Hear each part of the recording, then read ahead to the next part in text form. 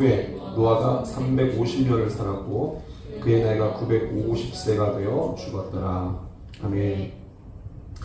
오늘 말씀의 제목은 딜레마 속에서 솟아난 뜻입니다. 딜레마 속에서 솟아난 뜻. 오늘 좀 제목이 약간은 좀 어려울 수 있습니다. 딜레마라는 단어가 이렇게 나오는데 모순이라는 뜻이죠. 한문으로 하면은 한자 표기로 하면은 모순. 우리가 잘 아는 이 노아 사건에 있어서 홍수에 관련된 거는 뭐 그렇게 우리가 어렵지 않게 받아들일 수 있는, 뭐 그것도 안 믿는 사람들이야 그거 어렵겠지만 사실은 우리 이제 성경에 나와 있는 모든 사건을 실제 믿으니까요.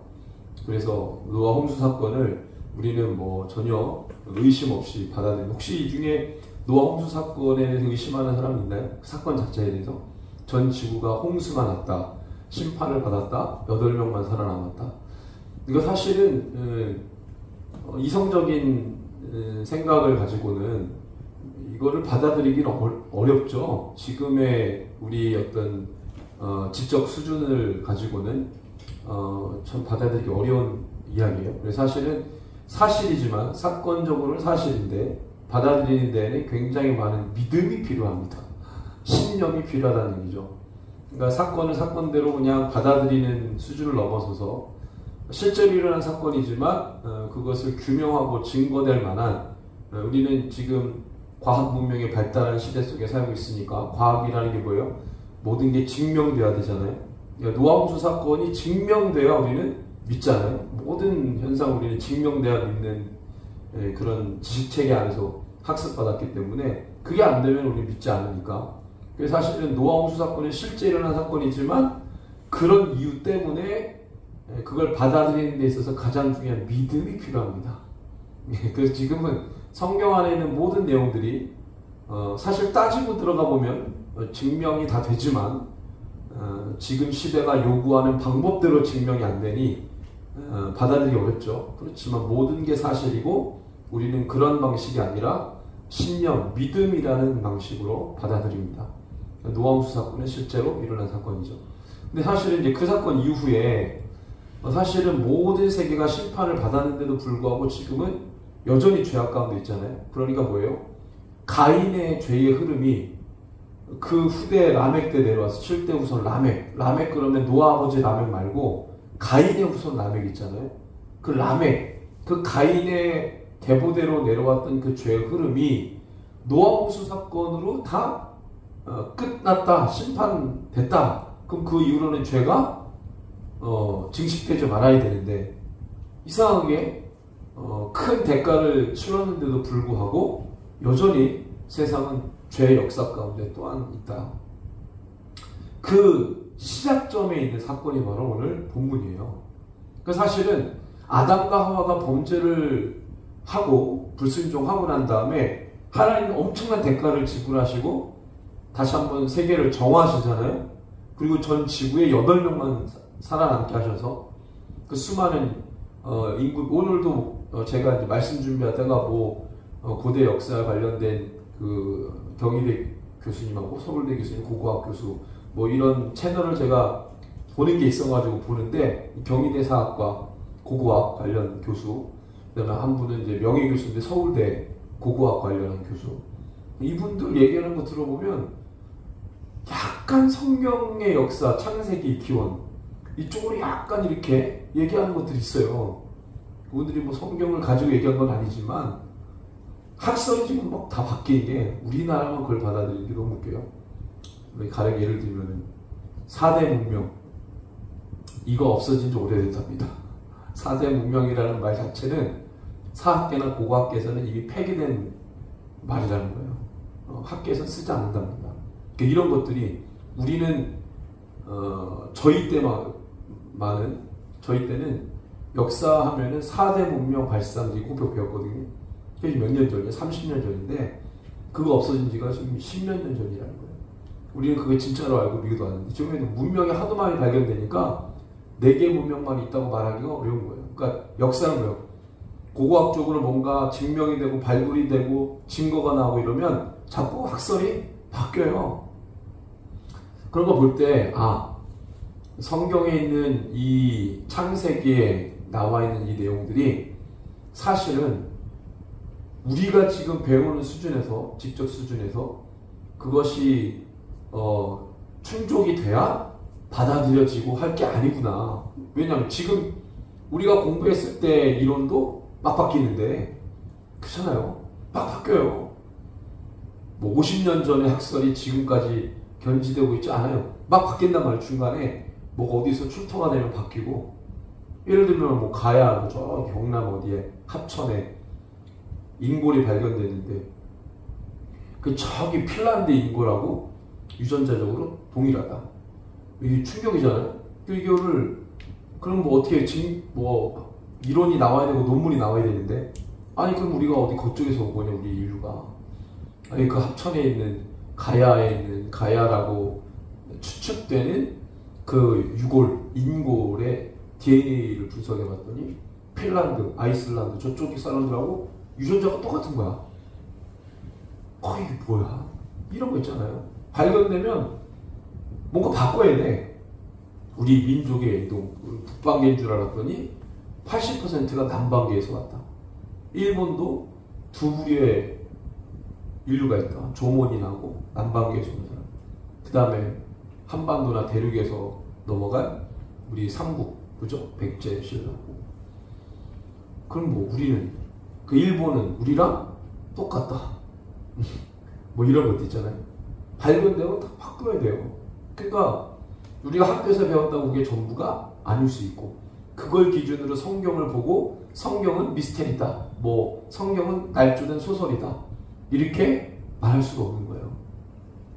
그래서 이 말씀을 보면서 이 창세기는 사실은 모든 역사의 기원이 담겨 있기 때문에 우리의 존재 여부라든지, 우리 왜 이렇게 또 이렇게 홍수 심판 이후에 죄가 이렇게 관영하냐, 무엇 때문이냐, 이게 다 딜레마예요. 그래서 다 모순이란 말이죠. 그죠? 하나님이 일부러 뭐 때문에 그렇게 큰 대가를 지불하면서 또다시 죄의 역사가 흘러가냐. 이거 뭐 웬 딜레마냐. 마치 에덴 동산에 뱀이 들어오는 걸 하나님이 막지 못한 것처럼 아담과 하와가 뱀의 유혹에 넘어갈 때까지 하나님 아무것도 안 하신 것처럼 그렇게 보여지잖아요. 결국에는 하와가 넘어가고 아담이 넘어가고 뭐 이런 일이 벌어질 때까지만 해도 하나님은 아무 침묵이 없어. 침묵하고 있는 거죠. 아무 얘기 안 하시는 거죠. 마치 하나님이 모든 걸 다 작전을 짜놓으신 것처럼 뭔가 그런 느낌이 막 든단 말이에요. 그래서 진짜 믿음이 없는 사람들이 창세해가지고 시비 걸 때 그런 얘기예요. 하나님이 그때 왜 가만히 있었냐는 거죠. 뱀이 에덴 동산 들어올 때 왜 막지 않았냐. 하와가 하나님 말씀 불순종할 때 왜 막지 않았냐. 이런 걸로 시비 걸어요. 이런 게 다 보면은 모순 같아요. 그죠? 모순 덩어리. 그리고 거듭 얘기하지만 노아홍수 심판 이후에 또 죄가 오늘 사건을 통해서 또 죄의 어떤 모양이 다시 스물스물 하나님의 재창조된 세계 안으로 들어오는 것 같아요. 이런 것들이 왜 자꾸만 벌어지느냐. 오늘 말씀 제목이 뭐였다 그랬죠? 딜레마 속에서 솟아난 뜻이에요. 야, 불합리해. 모순이야. 맞지 않아. 모순이라는 말 알죠? 모순이라는 뜻 알죠? 약간 부연 설명하면 중국에 창을 정말로 잘 만드는 사람이 있었어요. 이 사람이 창을 만들고 뭐라 했냐면 이 창은 어떤 방패도 뚫을 수 있는 창이라고 했어요. 어떤 사람이 또 방패를 만들었는데 이 사람은 방패를 만들고 사람들한테 뭐라고 했냐면 이 방패는 어떤 창도 막을 수 있는 방패라고 했어요. 이 창과 방패가 만나면 누가 이겼어요? 그렇죠? 그걸 모순이라고 합니다. 딜레마예요. 우리가 인생 살아갈 때 이런 딜레마, 모순이 되게 많아요. 뭐가 진짜인지 모르겠어요. 충돌하면 뭐가 맞는 건지 모르는 모순, 불합리함, 이런 것들이 얼마나 많은지 몰라요. 근데 중요한 건 말씀을 통해서 성경을 봐도 그런 게 천지야. 믿음이 없으면, 믿음의 눈으로 보지 않으면 성경은 거의 모순 덩어리예요. 그래서 어떤 시비 거는 사람이 이런 시비를 걸죠. 하나님이 모든 걸 다 계획해놓고 우리도 죄짓게 만들고 나중에 다 죄 지었다고 다 사람들 죽이고 남은 사람들만 뭐 지네들끼리만 뭐 이렇게 막 시비 거는 거죠. 믿음 없는 사람들 그런 식으로 성경을 보니까 다 그렇게만 보이는 거예요. 여기 중에서도 그렇게 생각하는 사람 없겠죠? 뭐 생각해보니까 그런가? 그런 사람 없죠? 네, 뭐든지 그래요. 다 무슨 덩어리인 것 같아. 나 빼고 다 잘못되는 것 같아. 네, 그럴 수 있죠. 사실은 세상은 뒤죽박죽이에요. 뭐가 선이고 악인지 지금 몰라요. 왜? 악이 선처럼 보이고 선이 악이 되는 세상이 되어버렸기 때문에 판자체가 뒤섞이고 혼합되어 있고 섞여 있어요. 옛날에는 좀 덜 그랬죠. 지금은 뒤죽박죽. 모든 것이 상대화돼서. 이런 시대에 우리가 어떻게 기준을 잡고 하나님의 뜻을 따라가느냐. 이것이 마지막 때 그리스도인의 영성이고 실력인 것 같다는 생각이 들어요. 말씀을 통해. 자, 오늘 말씀에 보니까요. 이제 노아의 가족이 험난한 시간을 보내고 드디어 세상의 물이 다 감아해지니까 하나님이 방주의 문을 여시죠. 방주의 문을 노아가 열고 나온 게 아니고요. 하나님이 그 큰 방주의 문을 여셨어요. 여시고 난 다음에 그들은 밖에 나올 수가 있었어요. 밖에 나온 노아가 제일 먼저 한 일은 뭐라고 했죠? 제사 드리려고 했어요. 그 제사는 노아가 새롭게 펼쳐진 세상에서 자기가 만든 제사가 아니고 예배가 아니고 자기 아버지에게 홍수 이전에 늘 주님 앞에 드렸던 제사였어요. 배웠던 제사를 했죠. 오더로 내려온. 그죠? 그 제사를 드렸어야 돼요. 올라 동물의 정결한 동물을 피를 내서 죽이는 그 첫 제사를 하나님 앞에 드렸어요. 얼마나 중요합니까? 한번 생각해 보세요. 저번에도 얘기했지만 우리가 노아 가족이라고 생각하고 온 세상이 다 물로 심판을 받았어요. 그리고 하나님이 어느 땅에 내리게 하셨어. 나왔는데 아무것도 없죠. 아무것도 없어요. 물로 다 씻겨 내려가고 난리가 났죠. 땅만 있는 거예요. 땅만. 거기서 방주에서 관리했던 정결한 짐승 가지고 처음에 제단을 쌓아서 자기가 알고 있었던 번제 동물을 죽여서 하나님 앞에 제사를 드립니다. 그 상황과 분위기와 느낌이 뭐 상상이 안 가요. 그리고 난 다음에 벌어진 사건이 바로 오늘 스토리. 노아가 뭐를 하기 시작했다고 나와요? 20절에 보니까 농사를 시작했다고 합니다. 그렇죠. 왜요? 짐승은 있죠.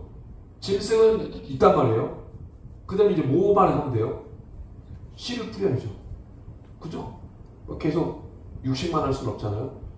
예, 뭐 먹을 게 없기 때문에 그 당시 하나님이 자구책으로 뭐예요? 동물도 먹어라. 육식을 열어놓으셨죠. 육식을 채소처럼 먹어라. 열어주셔서 고기를 먹긴 먹었지만 그래도 고기만 먹을 수는 없잖아요. 그러니까 이제 농사를 하게 된 거죠. 씨를 뿌렸어요. 포도나무 어떻게 됐습니까? 포도나무를 심었어요. 그랬더니 시간이 지나서 포도나무가 자랐겠죠. 근데 이스라엘에 갔을 텐데 포도나무 봤죠? 어떻게 생겼는지. 예, 그 포도나무 높지 않죠? 낮은 포도나무를 쫙 심어가지고 시간이 지나니까 열매가 맺혀요. 그리고 그 포도나무에서 나온 열매를 가지고 뭐를 만들었어요? 포도주를 만든 거예요. 네. 발효된, 그죠? 근데 냉장고 이런 게 없잖아요. 그러니까 그 시대에는 다 발효된 것들로 오래 보관할 수 있는 그런 음료를 만들었던 거죠. 아마 이거는 홍수 이전에도, 그죠? 경작했을 그런 품종의 하나예요. 자, 그걸 가지고 어떤 일들이 벌어집니까? 포도주를 마시고 노아가 취합니다. 포도주를 마시고 노아가 취해가지고 자기가 벌거벗을 정도가 되면은 조금 마셨을까요? 많이 마셨을까요? 고주먹 망태가 되도록 마신 거예요. 그냥 우리가 좀 이렇게 해서 포도나무 첫 수확을 했으니까 하나님 앞에 감사하자 그래서 축배를 들자 조금씩 이게 아니라 고주망태가 되도록 들이부은 거예요. 노아가. 근데 여러분들 생각해 보세요. 첫 수확을 했으면 여기에 뭐라고 기록돼야 돼요? 방주에서 나왔을 때 제일 먼저 한 일은 뭐라고 했어요? 그러면 농사를 짓고 첫 수확을 했으면 뭘 하면 좋겠어요? 제사. 그게 빠져 있어요. 이때는 무슨 절기도 없고요. 그잖아요. 절기도 없어요. 자기가 그냥 해야 되는 거예요. 노아가 제사장 역할을 했어요. 모세 시대도 아니기 때문에 율법도 없어요. 하나님께서 뭘 매뉴얼을 준 게 없어. 그냥 이때 당시에는 노아 홍수 이전에도 그랬고 이후에도 그랬고 모세가 나오기 전에 율법 주시기 전에는 제사에 관련된 법이 없어요. 매뉴얼이 없다고. 그냥 그가 하는 거예요. 가장이 제사장이 되어서 제사를 인도합니다. 제사장처럼. 사실은 첫 수확을 했으면 하나님 앞에 감사해서 예배를 드렸어야죠. 근데 그 사건이 없는 거예요. 우리가 가장 중요했다고 봤던 게 뭐냐면 예배였거든요. 사실 가인과 아벨의 비극은 예배였죠. 하나님이 가르쳐 주신 방법으로만 예배를 드려야 되는 게 맞아요. 왜? 그때는 피해 제사를 드려야 맞는 거거든요. 아담과 하와가 범죄한 이후의 예배는 무조건 피해 제사를 드려야 돼요. 하나님이 가르쳐 주신 방법인데 이 방법을 가인은 무시한 거예요. 무시했단 말이에요. 나중에 모세 시대 때 아론의 아들 둘이 어떻게 됐어요? 네 아들이 있었는데 아론의 두 아들이 하나님이 가르쳐 주신 불로 제사를 드리지 않았죠. 그래가지고 하나님이 두 아들을 죽였어요. 장자와 차자. 똑같은 거예요. 하나님이 알려준 방법대로 예배를 드려야 맞는 거죠. 예배 너무 중요한데 노아가 첫 수확을 하고 하나님 앞에 드려야 될 예배를 그 기사 했는지 안 했는지 모르겠어요. 기사가 없어. 그리고 그 기사가 빠지고 난 그 다음 사건은 뭐예요?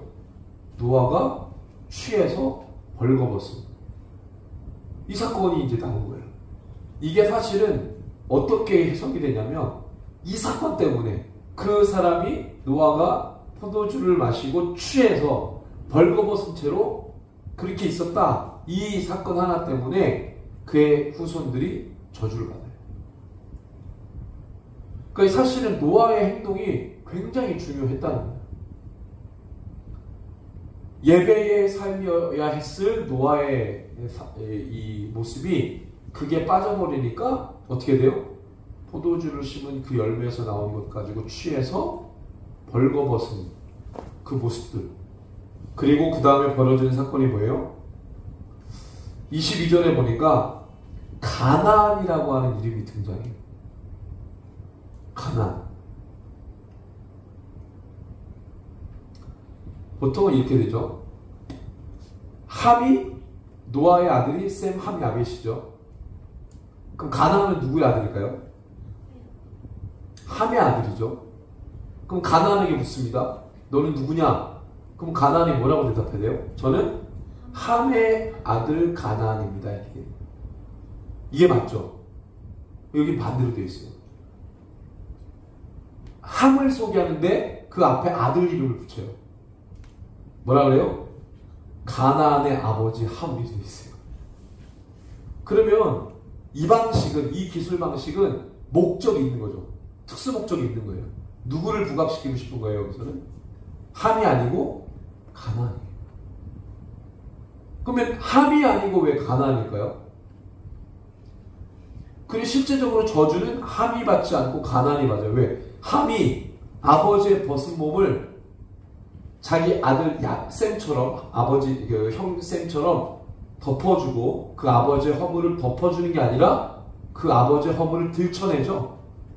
그러니까 노아가 나중에 그걸 알고 자기의 이 수치심을 드러내고 그걸 알렸던 함을 저주하지 않고 누굴 저주해요?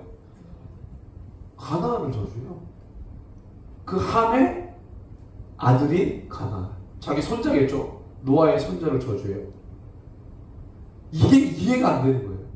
왜 함이 저주를 안 받고, 물론 이제 함의 아들 가나안이니까 가나안이 저주받는 게 아버지가 저주받는 거랑 뭐 비슷한 거죠. 그렇지만 직접적으로 누구의 이름을 거론한다라고 봤을 때는 좀 다른 거예요. 그죠? 아버지 함이 저주를 받았다면 아들 중에 누구 저주 안 받을 수 있잖아요. 그죠? 그럼 만약에 가나안에게 뭔가 특수 목적이 있어 했다 하더라도 아버지 함에게 저주를 내리면 그 저주가 자녀에게까지 내려갈 수 있잖아요. 그럼 그냥 함에게 저주하면 되는데 왜 굳이 가나안일까요? 뭔가 좀 이상해요. 그래서 다시 한번 하나님이 세상을 물론 정화시키고 난 다음에 해피엔딩 이게 아니고 또다시 자꾸만 뭐가 튀어나오냐면 인간의 죄의 역사가 자꾸만 튀어나오는 거예요. 그래서 노아라는 실제 영화를 보면 러셀 크로우라는 그 배우가 연기했잖아요. 러셀 크로우 그 노아라는 영화 있잖아요. 다 봤잖아요. 그 영화에 보면은 배 안에 누가 탔다는 거예요? 라멕의 가인의 후손이었던 라멕의 아들 두발 카인이라는 사람이 탔잖아요. 이 두발 카인이라는 사람이 어떤 사람이었어요? 군장이었죠? 힘센 사람. 노아랑 친인척 관계잖아요. 그죠? 근데 세상이 물로 심판당할 때 두발 카인이 겨우겨우 목숨을 부지해서 몰래 노아 방주에 타잖아요. 그게 영화에 나오잖아요. 근데 두발 카인에게 원래 노아의 영화에 노아에게 뭐가 주어지냐면 그건 완전히 비성경적인데 뱀의 비늘. 이 비늘이 무슨 갑옷처럼 노아가 가지고 있는 거예요. 뱀의 비늘. 이 뱀의 비늘은 뭘까요? 아담과 하와를 유혹했던 그 뱀. 그 뱀의 비늘이에요. 근데 그 뱀의 비늘을 노아 가족이 갑옷처럼 가지고 있어요. 그 영화에 보면 나오잖아요. 근데 그 뱀의 비늘을 나중에 누가 가져가요? 방주에 몰래 탔던 두발 카인이 가져간다. 왜? 함이 두발 카인에게 줬거든. 배에서 그 큰 배니까 누가 탔는지 몰라. 두발 카인이 저 배 밑쪽에 숨어서 탔는데 나중에 함이 그걸 발견하거든요. 그래서 아버지 그 두발 카인이 그 함에게 유혹하면서 그 죄를 뿌리잖아요. 그런 식으로 나오는 거예요, 영화가. 근데 여러분들 이 야살의 체계라는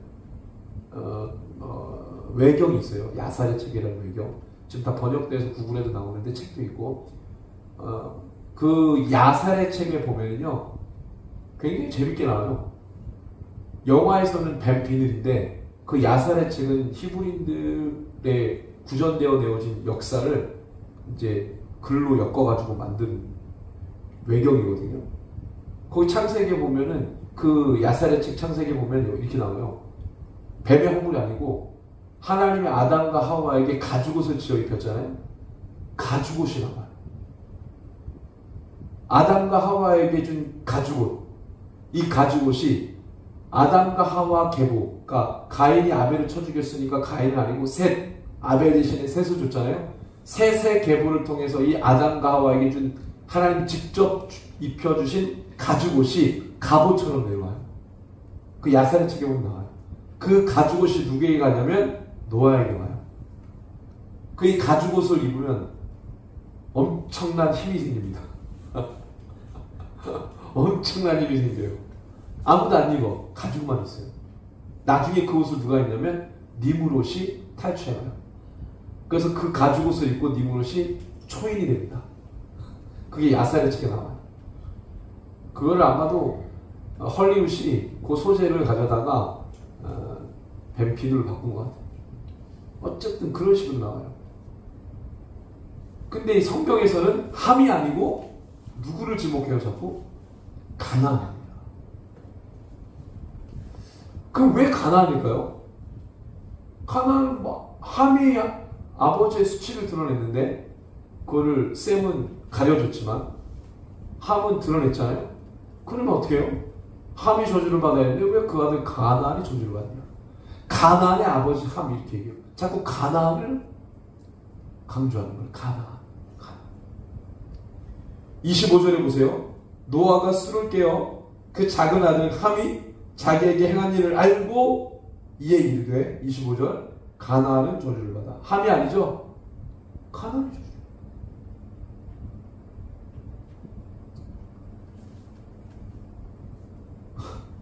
가나안 너무 불쌍해. 자기가 한 것도 아닌데 아버지가 있는데 저주는 본인이 받아요. 왜 그럴까요? 오늘 제목이 뭐라 그랬죠? 딜레마 속에서 솟아난 뜻입니다. 누구의 뜻일까요? 하나님의 뜻이요. 뭔가 불합리하고 맞지 않는 모순 같은 상황에서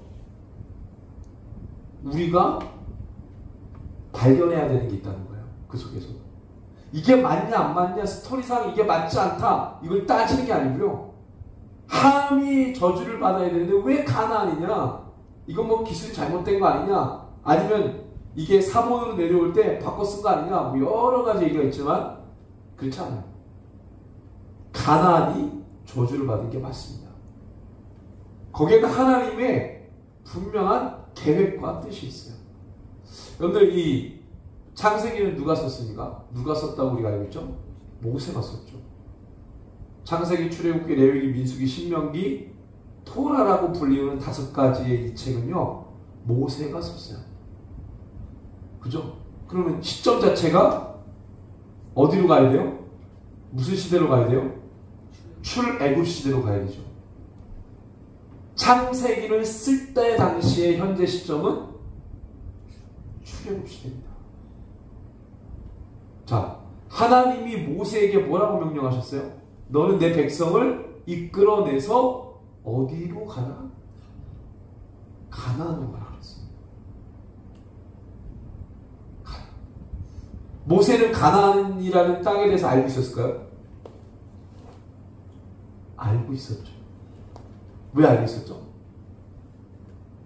모세는 애굽의 왕의 후보였어요. 왕자로 살았습니다. 40살까지는.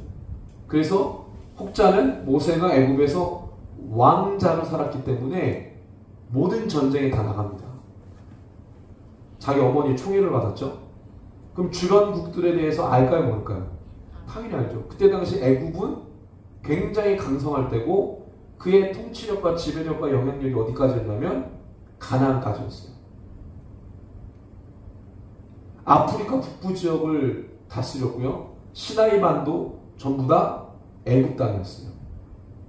가나안 땅까지. 그래서 이 애굽이 가나안 땅 위에 있는 지금의 아나톨리아 반도 어디입니까? 터키 땅부터 시리아, 레반트 지역이라고 하죠. 그 위에 시리아, 메소포타미아 여기하고 늘 자웅을 겨뤘어요. 그 위에 있는 제국들하고. 그래서 애굽의 영향력은 항상 레반트 지역 어디예요? 지금의 이스라엘, 레바논 여기를 레반트 지역이라고 하거든요. 거기를 성경에는 가나안 땅이라고 불린 거예요. 지금은 레반트 지역이라고 하지만 그죠? 거기까지가 애굽의 영향력이 미쳤던 것이에요. 그래서 가나안 칠족속들은 다 애굽을 무서워했어요. 그러면 다시 돌아오면 40살에 애굽의 왕자로 살았던 이 모세는 가나안 땅을 알고 있었을까요? 알고 있었겠죠? 그 다음에 모세가 어디로 가요? 어디로 도망가요? 미디안 광야로 튀죠. 미디안 광야는 어디 밑에 있는 땅이에요? 레반트 지역 밑에 있죠. 그죠? 미디안 광야, 미디안. 거기를 도망간단 말이에요. 그리고 40년을 살죠. 미디안 광야를 막 돌아다닙니다. 왜요? 양을 치기 위해. 겐 사람들하고 같이 살잖아요. 겐 족속이라고 들어봤죠? 모세의 장인어른이 겐 사람이잖아요. 네, 그 사람들 유목민이에요. 유목민. 지금 우리가 베두인이라고 불리는 사막에서 유목하는 사람들, 오아시스에 살고. 그 사람들은 레반트 지역 밑에서 살았어요. 에돔하고 늘 부딪히고 그 밑에 있는 미디안 광야. 그러니까 사실은 가나안 땅, 에돔 지역 다 알죠?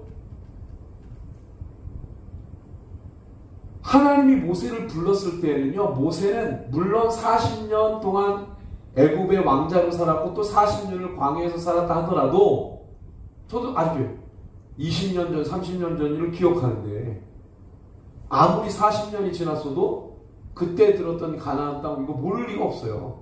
그리고 미디안 광야에서 살았기 때문에 가나안 땅을 모를 리가 없어요. 그죠?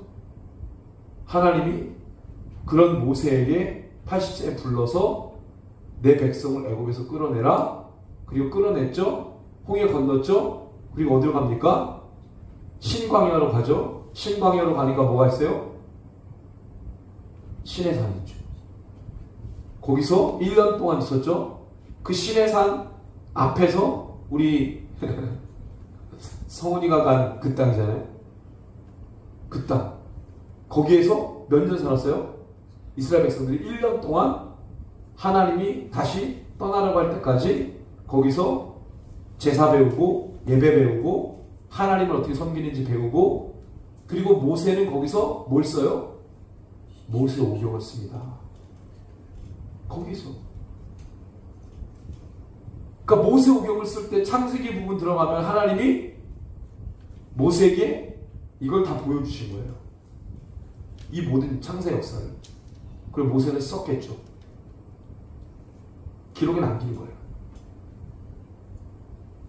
근데 이 노아 지점에 와서 노아의 사건을 모세가 알고 있었을까요? 몰랐을까요? 알았죠. 왜 알았을까요? 모세는 궁에서 컸지만 유모가 누구였어요? 실제 자기 어머니였어요. 그죠? 본인은 어릴 때부터 유모로 알고 자랐지만 실상은 그 유모가 히브리인 엄마였죠? 공주는 그걸 알면서도 그래서 그 엄마, 그러니까 모세를 건져준 그 애굽의 공주, 그때 당시에 그 엄마는 히브리인인 줄 알면서도 모세를 자기 아들로 양자 삼은 거예요. 그래서 살았던 거예요. 그 이 히브리인들의 특징은 뭐예요?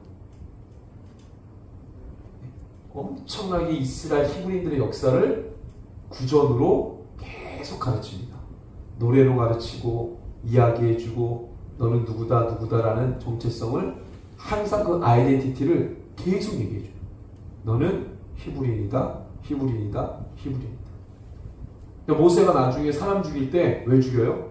애굽의 관리가 히브리인의 노예들을 함부로 하는 걸 보고 피가 거꾸로 솟은 거예요. 처음에는 그냥 봐줬는데 두 번째 보니까 피가 돌아버린 거죠. 왜? 애굽의 왕자지만 히브리인이잖아요. 애굽의 모든 궁 안의 사람들이 모세가 히브리인이라는 걸 알까요? 모를까요? 알아요. 조금이라도 자기가 히브리인적인 발언을 하거나 히브리인들을 편애하면 들키겠죠. 그래서 꾹꾹 참고 살았는데 애굽 사람이 자기 동족을 함부로 학대하는 걸 보고 이 피가 돌아버린 거예요. 그거는 뭐 이게 어쩔 수 없는 거지. 그래서 애굽 관리를 치니까 죽었잖아요. 그 바람에 자기가 히브리인인 것을 인정하고 애굽인을 죽였다는 게 궁 안에 소문이 퍼지죠. 그래서 도망간 거예요. 어머니가 계속해서 유모로 알고 있었던 그 어머니가 계속해서 모세에게 히브리인의 역사를, 유대인들은 그게 강점이에요. 모든 히브리인의 역사를 다 자녀들에게 알려줘요. 구전으로. 근데 정확히는 모르죠. 근데 하나님이 모세에게 이 책을 쓰게 할 때는 정확하게 다 보여주셨겠죠. 그리고 이 대목에 와서 가나안을 이야기합니다. 그러면 모세가 출애굽 시대 때 가나안이라는 대목에 왔을 때 하나님의 뜻을 알았을 거예요. 왜 가나안이냐? 지금 이스라엘 백성들을 어디로 데려가야 되니까? 가나안 땅으로 데려가야 되죠? 그 가나안이에요. 그럼 가나안 땅으로 가기 위해서 하나님께서 모세에게 명령하신 게 뭐예요? 가나안 땅에 있는 칠족속을 어떻게 해라? 같이 친하게 사귀고 살아라 그랬나요? 다 죽여라 그랬어요. 그죠? 내가 너희를 군대로 불렀다고 했어요. 군대. 이스라엘 백성들이 애굽에서 군대 훈련 한 번도 받은 적 없습니다.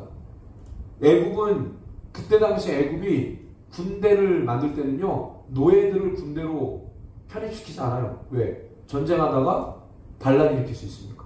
절대 무기를 노예들에게 쥐어주지 않아요. 그래서 그때 당시에 애굽의 정규군은 애굽의 중산층 이상, 자기가 갑옷을 사고 자기 돈으로 사고 병기를 자기가 만들 수 있는 중산층 이상만 군대에 편입 들어가요. 아무나 군대로 받아주지 않아요. 그래서 이스라엘 백성들 거기서 노예로 살았지 군대 훈련을 한 번도 받아본 적 없는데 하나님이 모세에게 내 백성, 내 군대를 이끌어내라. 가나안 땅을 정복해라. 하나님이 이 비전을 모세에게 주신 거예요. 자, 그럼 이스라엘 백성, 이거는 모세가 받은 거니까 모세가 이스라엘 백성들에게 얘기합니다. 야, 너희는 애굽에서 나와서 어디로 가야 된다? 가나안으로 가야 된다. 그럼 이스라엘 백성들이 가나안 땅을 알까요, 모를까요? 알죠. 자기네들 어디서 왔는데? 원래 자기네들 원래 어디서 왔어요? 애굽에서 400년 살기 전에 어디서 왔어요? 자기 조상이 가나안 땅에서 살다고 하죠. 누가? 그때 당시 이스라엘 백성들은 요셉을 알았을까요? 몰랐을까요? 알았죠. 야곱을 알았을까요? 몰랐을까요? 알았죠. 왜? 그들이 하나님께 호소할 때 야곱의 하나님, 아브라함의 하나님 불렀잖아요. 자기네들 손족 어디서 왔는지 알아요? 몰라요? 알아요. 자기네들이 그 땅에 살다가 야곱과 요셉이 이 땅에, 요셉도 알아요. 와가지고 나라가 왕조가 뒤바뀌니까 인정받으며 살다가 대우를 받으며 살다가 애굽 왕조가 바뀌죠. 힉소스에서 애굽 토종 왕조로 바뀌어요. 백인이 요셉이 총리로 있을 때는 애굽이 백인이 다스렸어요. 백인. 그러니까 완전 백인 아니죠. 힉소스족이 저 북방에서 내린 유목민이에요. 그때 잠깐 한 300년 애굽을 통치할 때 그때 레반트 지역에 있었던 많은 사람들이 노예로 애굽에 옵니다. 그 레반트 사람들과 힉소스 사람들은 인종이 거의 비슷해요. 북방에서 왔기 때문에. 그때 당시에 힉소스족의 이 철제 무기에 밀려가지고 애굽 본토인들, 얼굴 짭짭 까만 니그로인들, 깜깜하니 아니고 니그로인들 있잖아요. 그들이 저 상류 지역으로 도망간 거예요. 근데 요셉이 죽고 난 다음에 다른 새 왕조가 일어나죠. 그게 뭐냐면 힉소스족을 몰아내요. 그 애굽의 본토인들이 힉소스족을 몰아내고 다시 자기네들의 새 왕조를 엽니다. 그래서 요셉이 총리로 있을 때 모든 정책을 다 바꿔버려요. 외국인들에 대해서 우대 정책을 폈는데 본토인들이 정권 잡으니까 그거 다 없애버려요. 모든 자들을 다 노예화시킵니다. 그래서 그때 좋은 땅의 고센 지방에 살았던 히브리인들이 졸지에 다 수백만 명이 노예가 되어버린 거예요. 그래서 이 히브리인들은 알아요. 자기네들이 레반트 지역의 가나안 땅에 살다가 와가지고 왕조 바뀌니까 노예되고 지금까지 이렇게 고용을 하며 살았다는 걸 안단 말이에요. 가나안 땅을 알아요. 자, 모세가 야, 우리가 애굽에서 나와가지고 가나안 땅 가야 된다. 그러면 이제 이스라엘 백성이 어떻게 묻겠죠? 어떻게 우리를 거기로 데려갈래?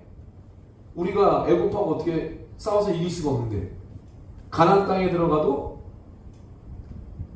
우리가 그들의 군대하고 어떻게 맞서 싸우냐? 우리는 군대 훈련 받은 적이 없는데 사람들이 다 거부해요. 그리고 어딜 가길 원해요? 중간에서 물도 없고 고기도 없고 음식이 변변치 않으니까 어디로 자꾸 간다 그래요? 다시 애굽으로 간다 그러잖아요. 그러니까 모세에게는 뭐가 필요하냐면 왜 가나안을 가야 되는지 모티브가 필요해요. 말하면 동기부여가 필요합니다. 근데 창세기를 하나님께서 쓰게 하시는데 이 창세기에 하나님이 새롭게 여신 역사의 시작인 창세기에 뭐라고 기록되어 있어요? 누가 저주를 받아요? 가나안이 저주를 받는 거예요. 여러분들 그러면 시간이 지나서 모세가 이스라엘 백성들을 이끌고 군대를 가나안 땅에 데려간다 그러면 그 가나안의 저주가 언제 성취되는 거예요? 가나안이 받을 저주가 언제 성취되는 거예요? 누가 성취시키는 거예요? 모세와 이스라엘 백성들이 성취시키는 거죠. 그렇죠? 아, 이걸 보고 이스라엘 백성, 아, 하나님이 이때 가나안을 저주했네. 그러니까 우리가 가서 가나안을 때려잡아야 되겠네. 하나님의 이름으로. 동기부여. 반드시 가나안 땅을 가야만 하는 동기부여가 여기에서 발견돼요. 아, 가나안 땅 언제 가요? 가나안 땅 가기까지 몇 년 걸렸어요? 40년 걸렸잖아요. 중간에 얼마나 불평불만했겠어. 가나안 땅 도대체 어디냐? 가긴 가는 거냐? 왜 맨날 같은 자리를 맴도냐? 하나님은 언제 우리를, 그래서 1세대는 그렇게 해서 불평불만하니까 죽었잖아요. 광야 노중에서 태어난 2세대들을 데리고 가나안 땅으로 들어갑니다. 그래서 이 9장에 가나안이 저주를 받았다. 이게 실제적으로 이때 집행되는 거예요. 누구를 통해? 모세와 이스라엘 백성들을 통해. 그때 이스라엘 백성들은 군대라고 명명하죠. 군대가 아닌데. 여러분 보세요. 9장만 보면은요, 뭔가 모순이 보여요. 왜 함이 아니고 가나안이냐? 맞지 않다. 왜 노아는 괜히 포도주 만들어가지고 그걸로 술 취해가지고 왜 수치심을 보였냐? 왜 그리고 아들들이 샘은 그 수치심을 가렸는데 왜 함은 수치심을, 아빠 수치심을, 아버지 수치심을 드러냈냐? 뭐 이런 거 있잖아요. 모든 게 불합리해. 안 일어나도 될 일들이 막 일어나요. 그럼 우리는 이제 여기서 덮어야지, 책을. 더 이상 볼 이유가 없다. 근데 아니에요. 이 속에서 아직 끝난 게 아니잖아요. 왜 이때 하나님이 가나안을 저주했는지, 함이 아니고, 왜 아브라함이 포도주를 마시고 그런 일이 벌어지고, 그리고 셈은 덮고 함은 그렇지 않고, 그런데 함이 저주를 받지 않고 가나안이 저주를, 이 엉망진창이고 뒤죽박죽이 이 상황에, 딜레마 같은 이 상황 속에서 우리는 그럼에도 불구하고 하나님이 아담과 하와로부터 시작되는 이 모든 원죄를 끝내 해결하시려고 하는 의지가 발견이 됩니다. 저번에 뵀죠? 노아 홍수를 통해서도 사라지지 않는 죄는 뭐예요? 홍수, 전 세계를 홍수로 물로 다 정결하게 해도 지워지지 않는 죄가 있어요. 원죄입니다. 그 원죄는 뭘로만 씻겨져요? 물로는 절대 씻겨지지 않아요. 예수의 보혈입니다.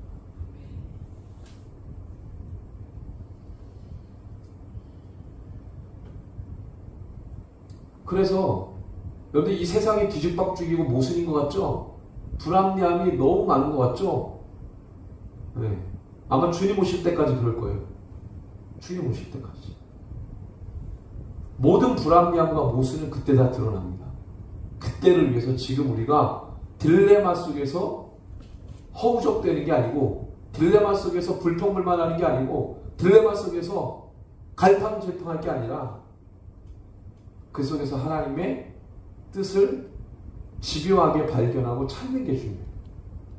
아, 왜 이래? 내 인생 너무 뭐 같아? 정말 살고 싶지 않아. 뒤죽박죽이야. 혼란스러워. 불평불만하고 맞지 않는 일들이 너무 많고 답답한 일이 너무 많죠. 그 속에서 우리가 찾아야 될 게 있다는 거예요. 원래 창세 때부터 우리가 보는 이 역사 이때부터 원래 그랬어요. 세상. 얼마나 심했으면 하나님이 물로 심판을 하셨겠어요. 얼마나 심했어요.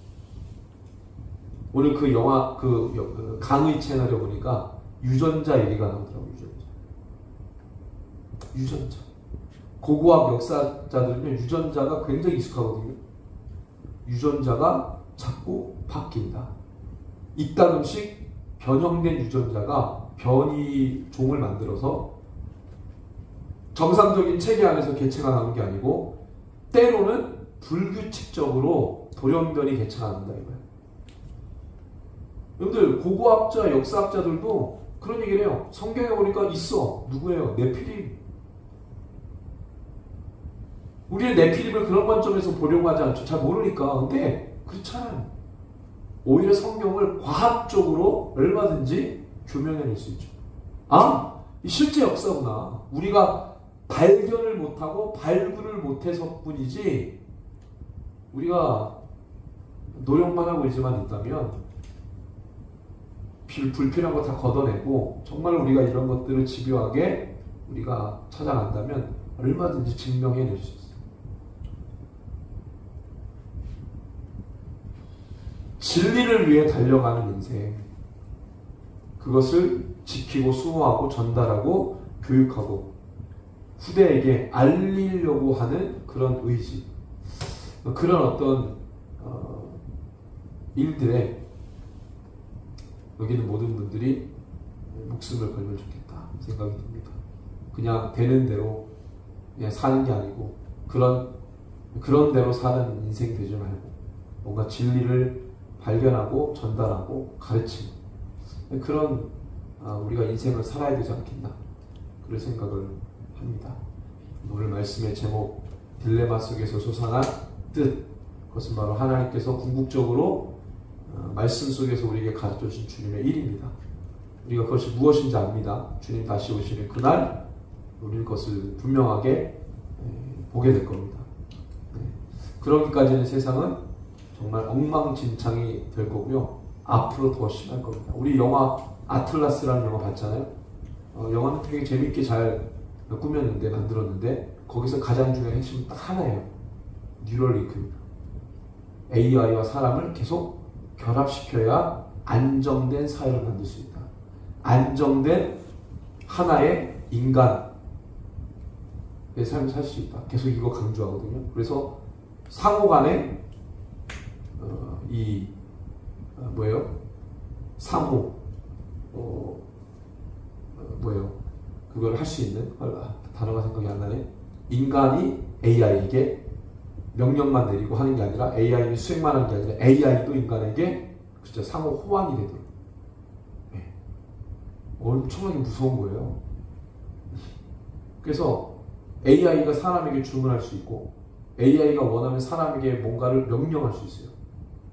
사람의 모든 것들을 제어하고 통제할 수 있어요. 사실 그게 궁극적인 목적이죠. 하나님이 원하는 세상 아닙니다. 하나님의 뜻을 자꾸만 저항하려고 하는 세력들에 의해서 만들어지는 기술들. 그게 우리에게 좋은 것이라고 얘기하지만 사실 그렇지 않죠? AI에게 무슨 하나님의 명령이 들어가겠어요? 하나님의 뜻이 중요하다고 여기겠어요? 그렇지 않아요. 절대 그렇지 않습니다. 하나님의 뜻을 저항하는 모든 정보와 지식들을 기반으로 연산하고 계산해가지고 오히려 하나님 뜻에 반하는 결론을 내겠죠. 왜? 인간들이 만들어낸 지식 데이터가 하나님을 저항하는 것들로 만들어졌기 때문에 AI는 절대 다수의 원하는 것을 택하지 극히 소수의 원함을 택하지 않아요. 세상 그렇게 할 겁니다. 우리가 앞으로 되어지는 이런 세상들이 하나님의 뜻으로 가고 있지 않구나. 우리가 이것을 발견하고 주님의 뜻을 이루어가는데 쓰임받는 그런 인생 되기를 소원합니다. 우리 함께 마지막으로 기도하고 마치겠습니다. 좋으신 하나님 아버지 감사합니다. 말씀을 통해서 우리가 인생 살아가는데 여러 가지 많은 어려움들이 있고 복잡하고 있지만 그 속에서 반드시 하나님의 정하신 뜻이 있고 흔들림 없이 주님 오시는 그날까지 전진하는 하나님의 뜻이 있다는 것을